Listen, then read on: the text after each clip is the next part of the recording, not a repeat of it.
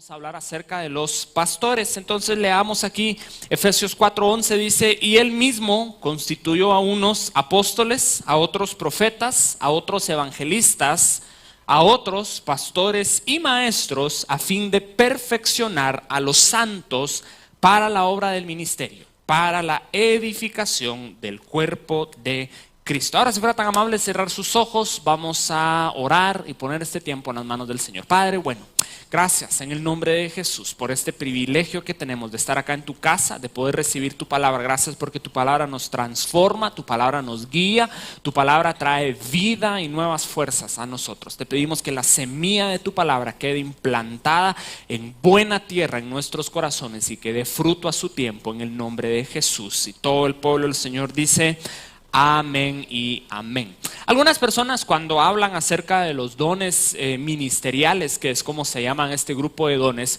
ponen a los pastores y a los maestros juntos. En otras palabras, ellos dicen que no son 5, sino que solamente son 4, porque pastores y maestros van juntos.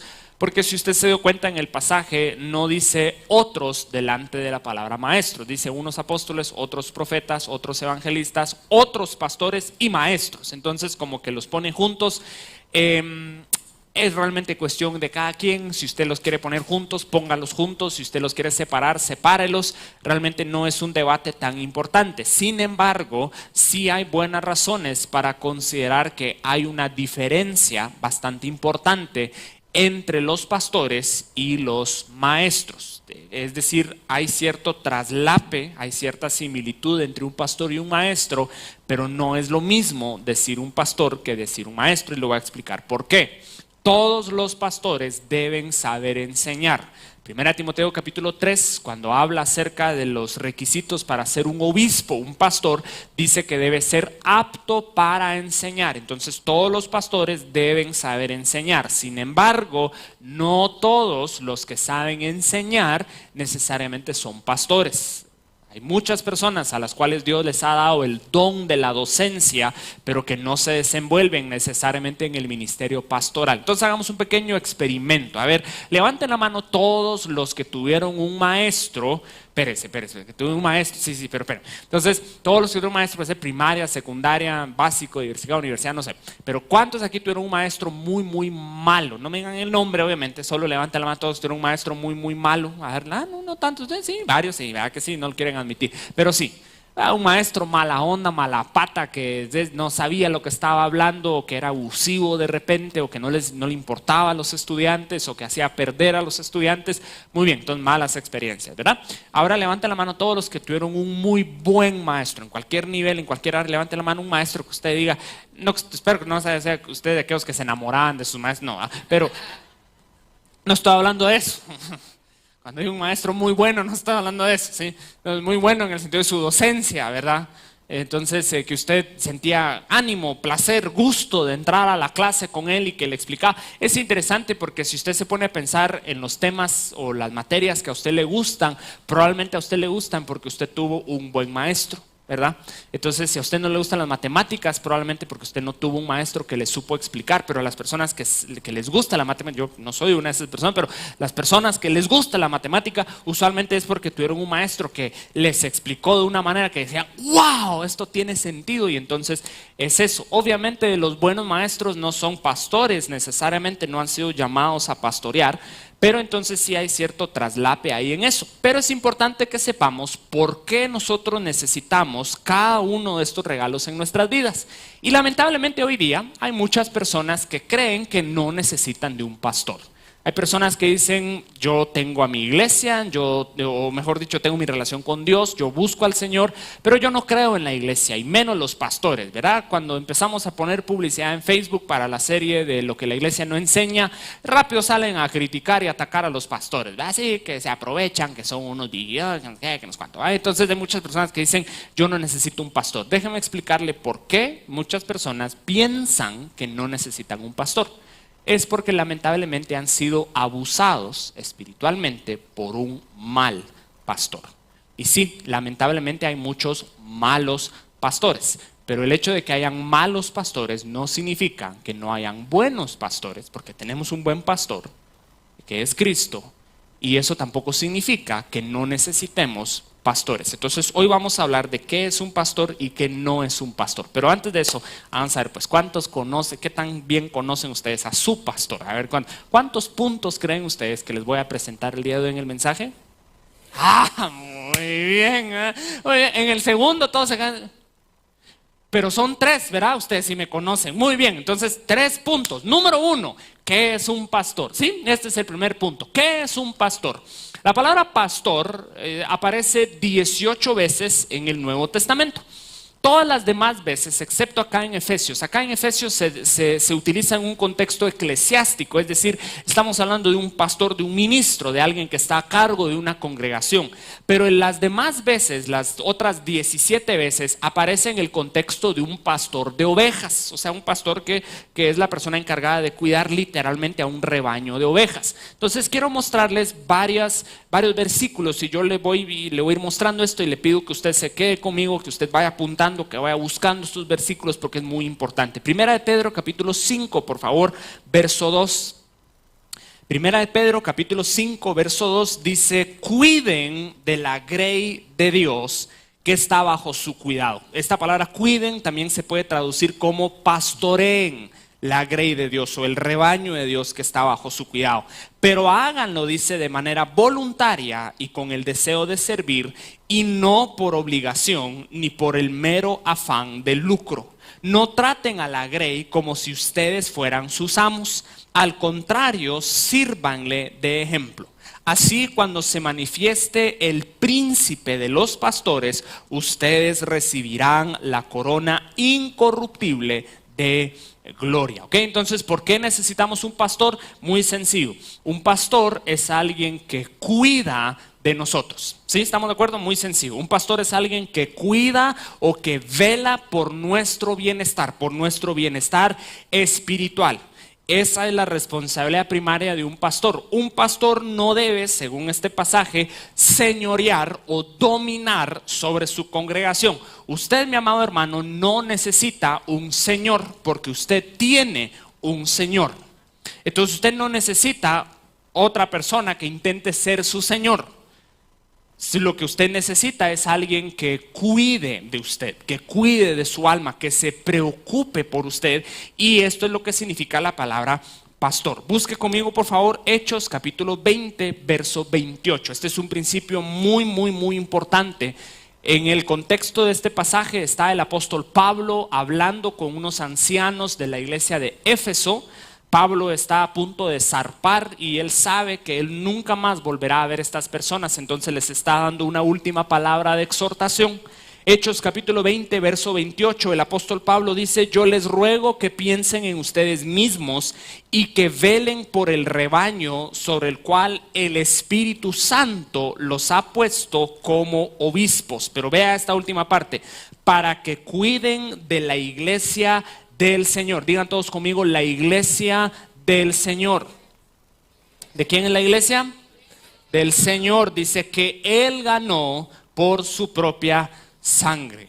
La iglesia le pertenece a Jesús. Mateo capítulo 16, verso 18, Jesús dijo: sobre esta roca edificaré mi iglesia. Es una frase muy importante. Sobre esta roca, dijo Jesús, edificaré mi iglesia. ¿Quién es la iglesia entonces? Es de Jesús, no es de nadie de nosotros, no es de ningún pastor, no es de ningún apóstol, no es de ningún hombre. La iglesia le pertenece a Jesús. Por lo tanto, un pastor nunca jamás debería referirse a la iglesia que él pastorea como mi iglesia. Yo he escuchado muchos pastores que decían: es que mi iglesia, momento, no es suya, porque usted no pagó por esas personas con su sangre. Jesús sí. Entonces Jesús, él sí es el dueño de la iglesia. Es que mi iglesia, es que tengo mi persona, un miembro ahí de mi iglesia. No, no es mi iglesia, es la iglesia de Cristo. Y el pastor principal va a regresar a pedirnos cuentas de qué hicimos con sus ovejas. Por lo tanto, los pastores deben tener cuidado de ser buenos administradores con las ovejas que se les han encomendado. Sean muchas, sean pocas. Hay algunos pastores que el Señor les ha dado 10 ovejas, 15 ovejas. Hay otros pastores a los cuales Dios les ha dado 12,000 ovejas. Gracias a Dios. Y déjenme aclarar algo, esto es muy importante. Pastor es pastor.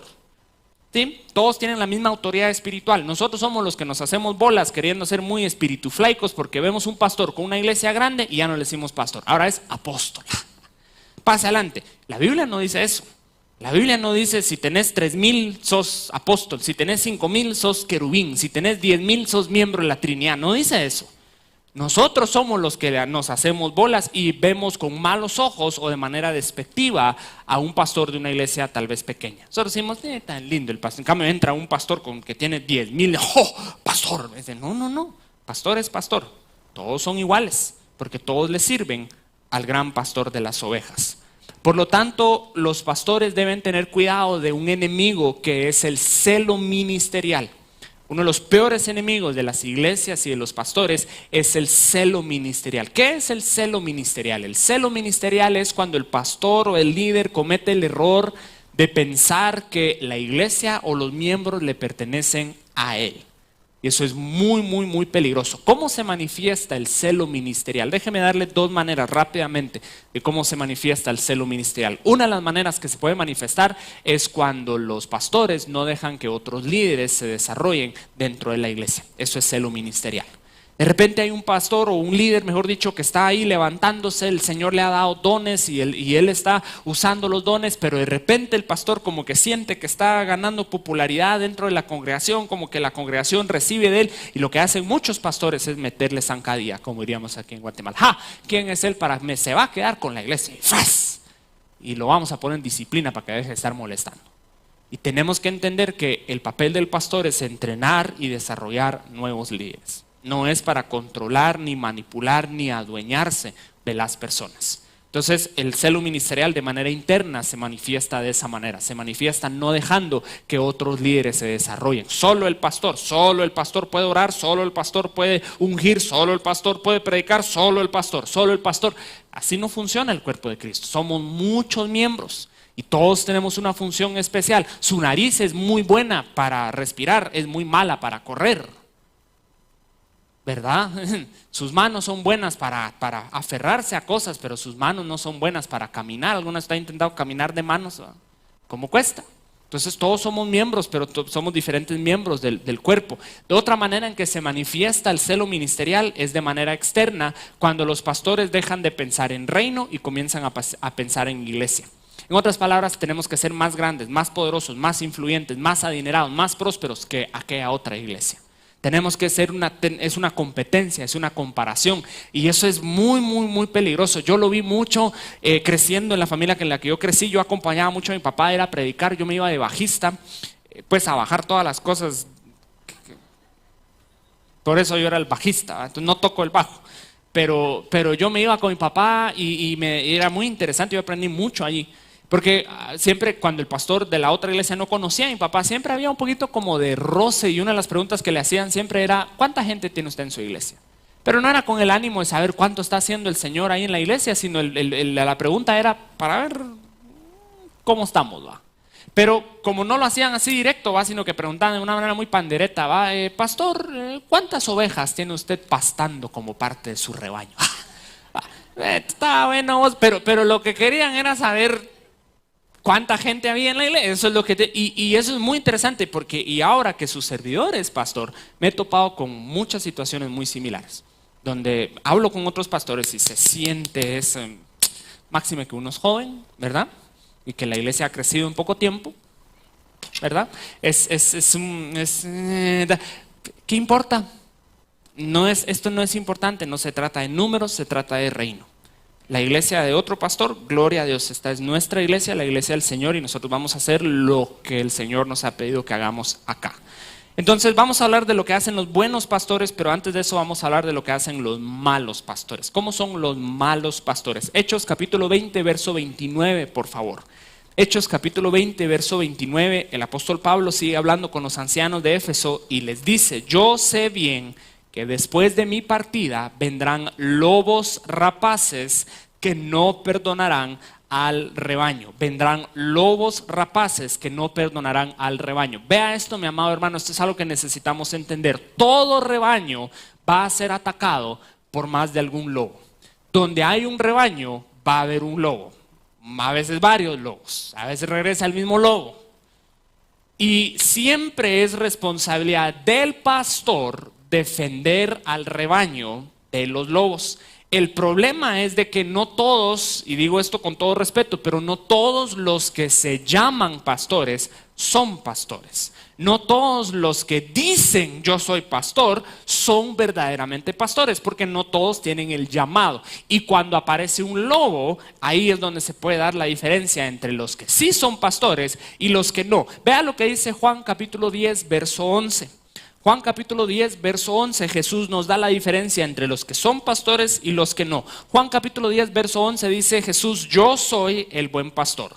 El buen pastor, dice, da su vida por las ovejas. Aquí está el contraste. Pero el asalariado, el que no es el pastor ni el dueño de las ovejas, huye y abandona las ovejas cuando ve venir al lobo, y el lobo las arrebata y las dispersa. Al que es asalariado no le importan las ovejas. ¿Cuál es la reacción del asalariado cuando ve venir el lobo? Patitas, ¿para qué te quiero?, dice el asalariado, y sale corriendo, porque el asalariado no se queda a confrontar el lobo. El verdadero pastor da su vida por las ovejas. Quiero decirle algo, y es importante que usted sepa esto, mi amado hermano. Usted no se imagina la cantidad de batallas espirituales que se han peleado y que se siguen peleando a favor de esta iglesia. Porque otra vez, todo rebaño va a ser atacado por lobos, y máxime el diablo va a buscar atacar las iglesias que están creciendo y que están intentando hacer las cosas bien. Eso significa que Casa de Salvación está en el top 10 de las iglesias que el enemigo le encantaría destruir, y es responsabilidad del pastor encarar esos ataques. Como pastor yo tengo la responsabilidad, y de hecho en el espíritu yo puedo detectar cosas antes que el resto de la congregación las detecte. ¿Por qué? Porque yo soy el pastor. No es responsabilidad de la oveja detectar a lobos, no sé si me explico. Es responsabilidad del pastor.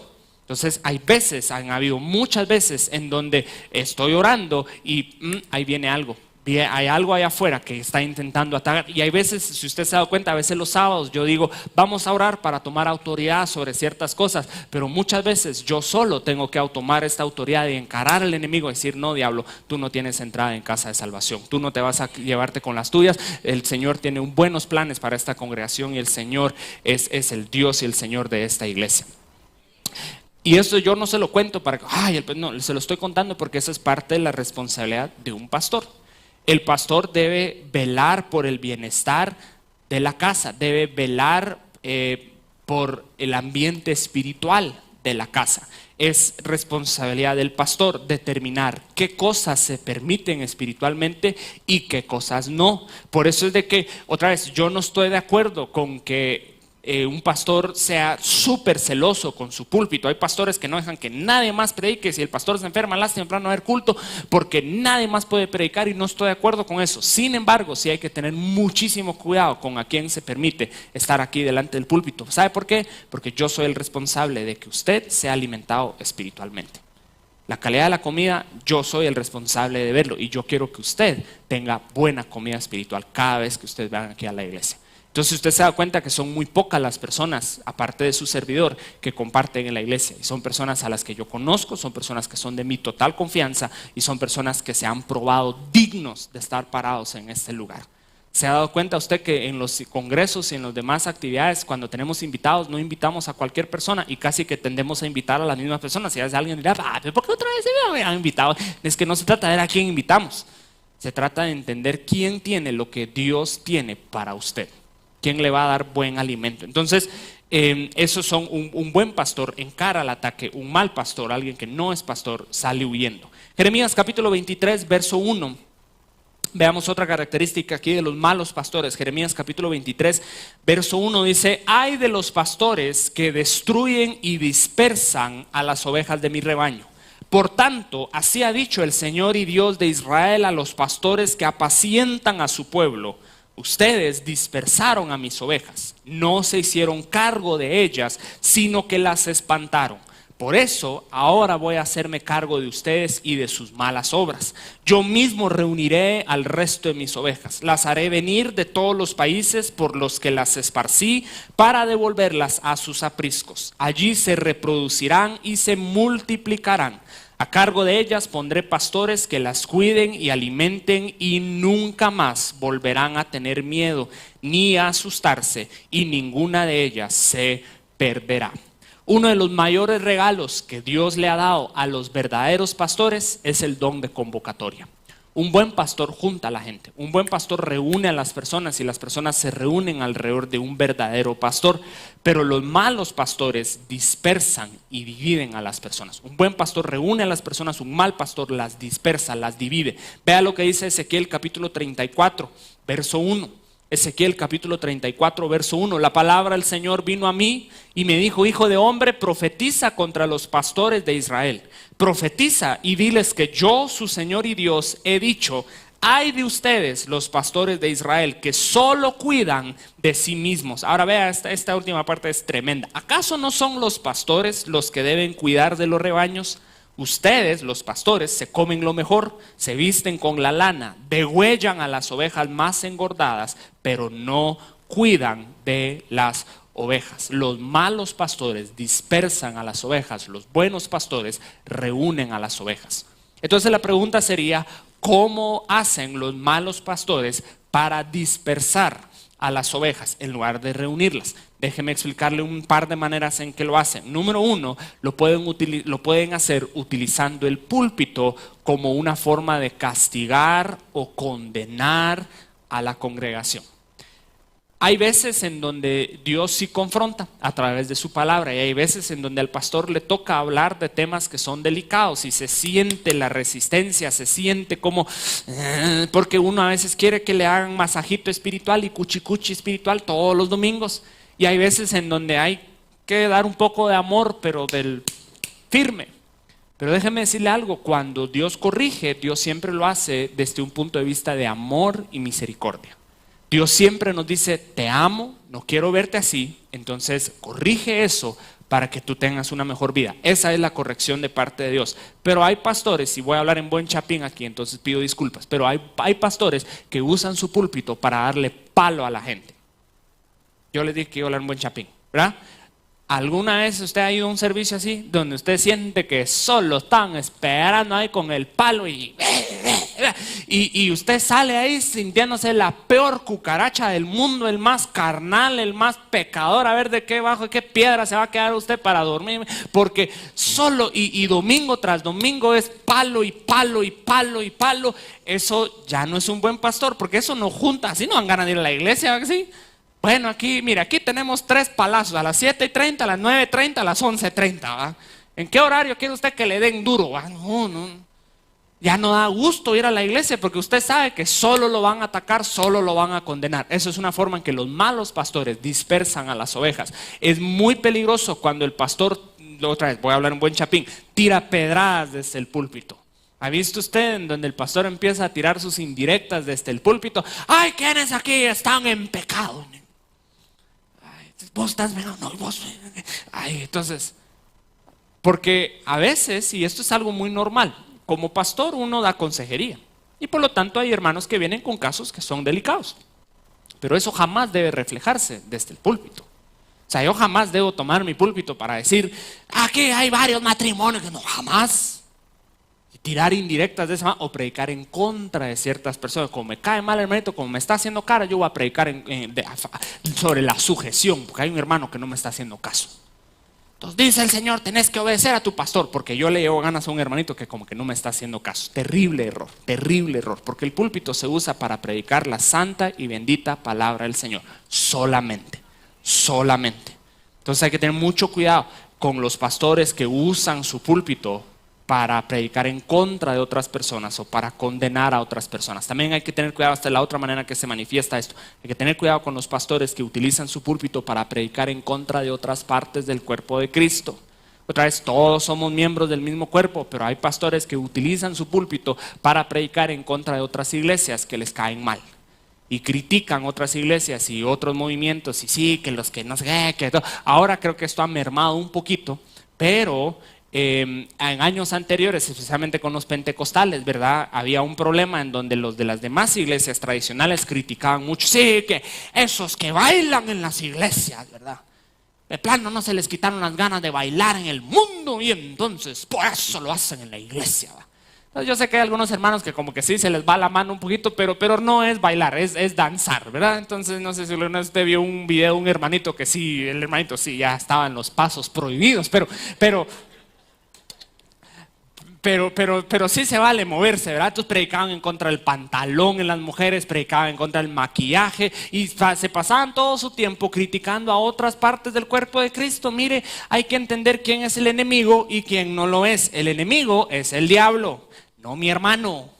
El enemigo está allá afuera, no aquí adentro. Entonces hay que tener cuidado porque los enemigos de la cruz sí están más unidos que nunca. Ellos están con todo el ánimo de atacar a la iglesia y la iglesia nunca ha estado más dividida. Entonces es tiempo que la iglesia de Cristo deje de estarse peleando por tonterías y comience a predicar la palabra del Señor y comience a unirse una vez más, a hacerle frente al verdadero enemigo que es el reino de las tinieblas que está allá afuera. Entonces necesitamos dejar de estar pensando en tribus y todo este tipo de cosas y empezar a pensar en atacar al verdadero enemigo. Entonces hay que tener cuidado con los malos pastores que dispersan, que dividen, que insultan, que condenan o que huyen cuando viene el enemigo. Pero ahora hablemos de los buenos pastores, ¿sí? Ya hablamos de los malos pastores, ahora hablemos de los buenos pastores. Por supuesto, Jesús es el pastor por excelencia. Jesús es el buen pastor. Hebreos capítulo 13, verso 20, por favor. Hebreos capítulo 13, verso 20. Este es un versículo precioso. Dice que el Dios de paz, que resucitó de los muertos a nuestro Señor Jesucristo, vea, dice, el gran pastor de las ovejas. Jesucristo es el gran pastor de las ovejas. Jesús es el gran pastor. Del 1 Pedro capítulo 2 verso 25, por favor. 1 Pedro capítulo 2 verso 25, se lo voy a leer en Reina Valera 60. Dice, porque vosotros erais como ovejas descarriadas, pero ahora habéis vuelto al pastor y obispo de vuestras almas. ¿Qué es un obispo? Un obispo es alguien que cuida de nuestra alma. Y quiero mostrarle cómo lo hacía Jesús. Marcos 6:34, por favor. Jesús es el obispo o el pastor que cuida de nuestra alma. Y ahora lo vamos a ver. Marcos 6:34. Marcos 6:34 dice, cuando Jesús salió de la barca y vio a tanta gente, vea, tuvo compasión de ellos. Una de las marcas de un verdadero pastor es amor y compasión. Un verdadero pastor siempre siente compasión por las personas. Usted puede contrastar la actitud de Jesús con la actitud de los discípulos que no tienen el corazón pastoral. Los discípulos le dicen a Jesús, despide a la multitud, ya es tarde, ya se alargó el culto, que se vayan. Y Jesús dice, pero denle ustedes de comer. No, ¿qué me importa? Que ahí encuentran la panadería abierta, que miren dónde salen. Ya, ni modo que ya les dimos nosotros ahí predica y culto, y ni modo que encima ellos quieren comer. Ya tampoco. Ellos no tienen corazón pastoral, Jesús sí.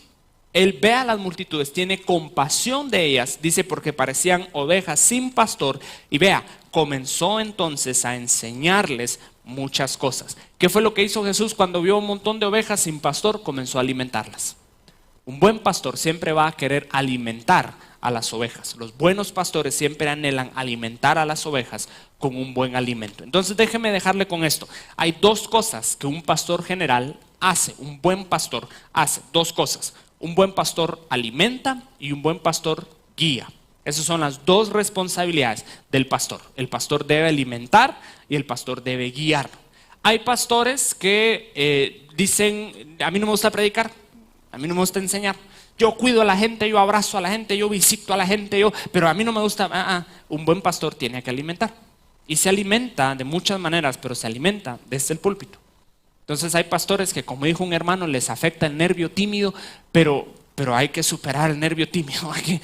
Dijo un hermano, nosotros fuimos a una iglesia, así dijo el hermano, perdonen que no puedo hablar bien, pero me está afectando el nervio tímido, dijo el hermano. Entonces hay que superar, y a todos nos afecta el nervio tímido a la hora de pararnos aquí delante de todos, pero necesitamos superar el nervio tímido. Entonces hay que alimentar, Pero ojo, también hay que guiar, ¿estamos de acuerdo? Hay que alimentar y hay que guiar, porque hay otros pastores que dicen, no, yo solo quiero predicar, a mí no me pueden hacer lo que yo solo quiero, yo solo predico y alimento y guío, pero yo no visito, yo no voy, yo no hago, no, un pastor alimenta y un pastor guía, ¿ok?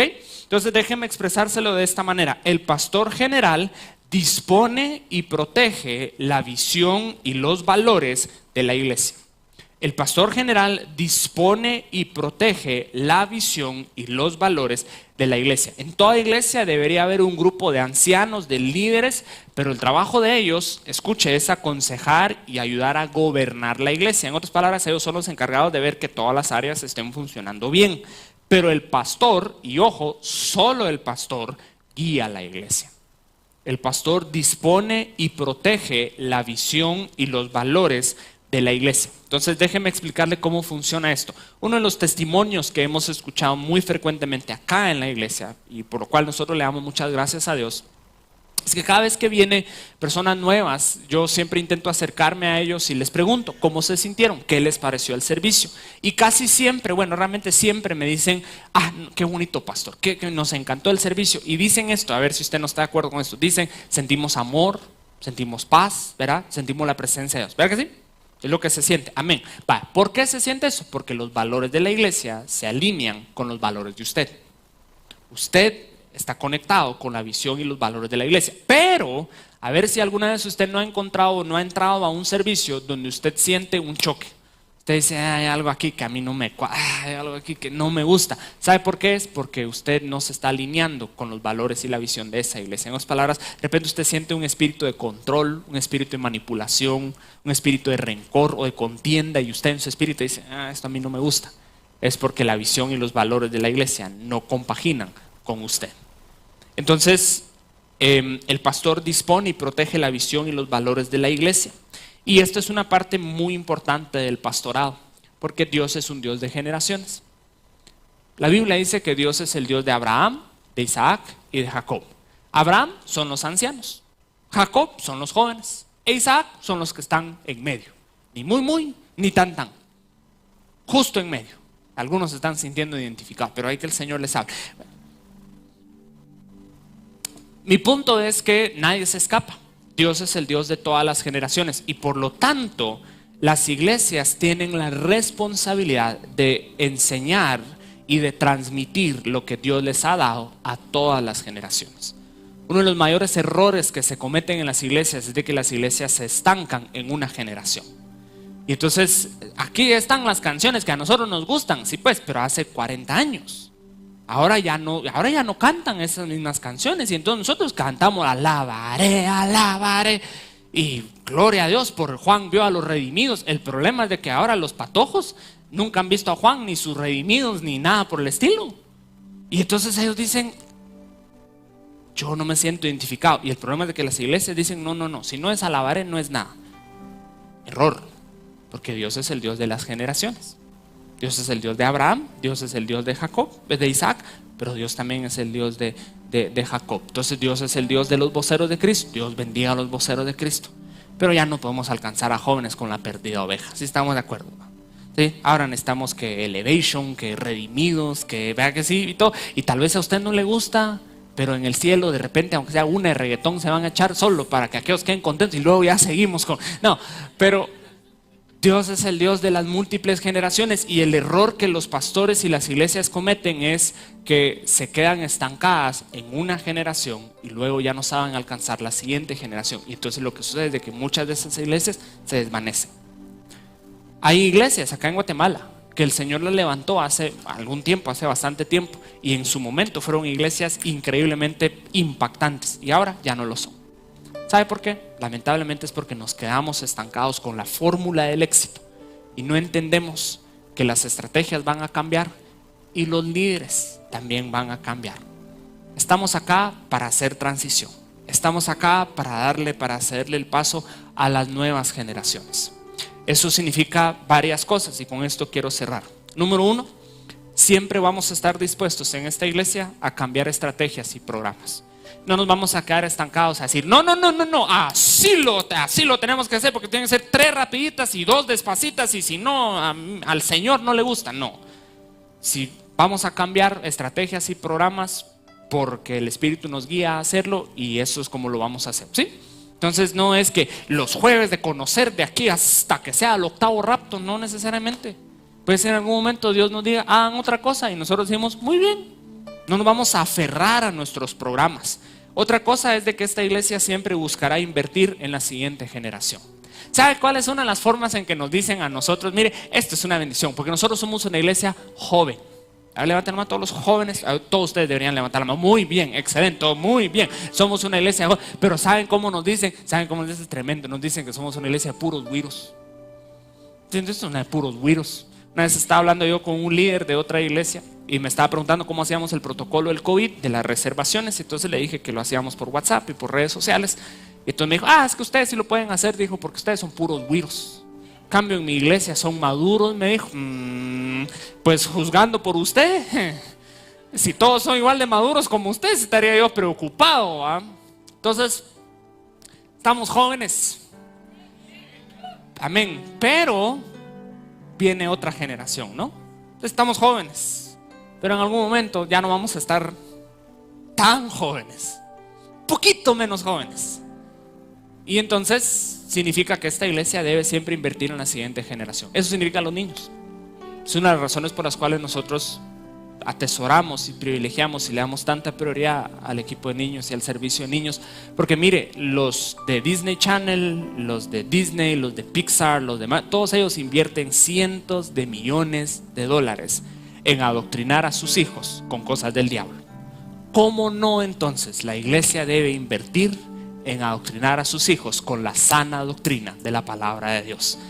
Pero mire, pero qué terrible, ¿cómo es eso? Porque hay iglesias donde ni un subtítere le dan a los pobres, ¿ves? Y ahí esperan tenerlos y después, ¿por qué se estarán perdiendo los jóvenes? Tal vez porque no invertimos. Tal vez porque ahí como Seiga, dijo el policía, pues usted retroceiga y así no se puede.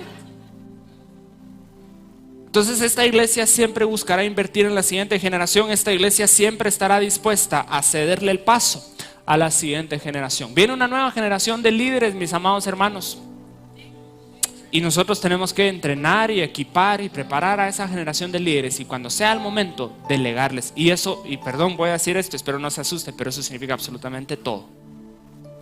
Esta no es mi iglesia, esta es la iglesia de Dios.